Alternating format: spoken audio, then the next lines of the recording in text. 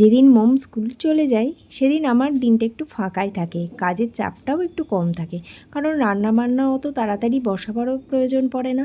তাই আজকে চলে এসেছি সকালে ফুল গাছে জল দিতে। আর এসে কি দেখছি দেখো, দুটো ফুল ফুটেছে, একটা কুঁড়িও ফুটেছে, আর একটা ফুল কবে ফুটে সেটা শুকিয়েও গেছে। তাই সেটাকে ফেলে দিলাম, আর যা যা আগাছা জন্মেছিল সেগুলোকে একটু ফেলে পরিষ্কার করে দিলাম। আর এই গাছটাতেও দেখো সুন্দর ফুল ফুটে। এই গাছগুলোতে প্রত্যেক দিন জল না দিলেও হয়, কিন্তু বেল ফুলের গাছগুলোতে তো জল দিতেই হয়, তাই মাঝে মাঝে আসা হয়, মাঝে মাঝে আসা হয় না। এরপর আমি নিচে গিয়ে সমস্ত রান্নাবান্নাও সেরে ফেলেছি। এখানে আলু ভাজা করেছি, তারপর উচ্ছে আলুর চচ্চড়ি করেছি, ডাল করেছি, আর লেফটোভার মটরশুঁটির কিছুটা তরকারিও ছিল সেটাও রেখেছি, আর মাছটাও করেছি। কিন্তু পলাশের আর আমাদের খাবার দাবার একদম আলাদা হয়, তাই আমরা আমাদের মতো করলেও পলাশের জন্য কিছু আলাদা করা হয়। আর এখানে পলাশের ছোট ছোট মাছগুলোকে দেখো অল্প তেল দিয়ে ভেজে আমি মাছের ঝোল বানাবো। আর কয়েকদিন পরই তো পয়লা বৈশাখ, তাই জামা কাপড়ও কেনাকাটা করতে হবে। তাই টুকটাক কেনাকাটার জন্য চলে এসেছি রিলায়েন্স ট্রেন্ডসে। তবে শুধু যে এখান থেকেই করেছি তা নয়,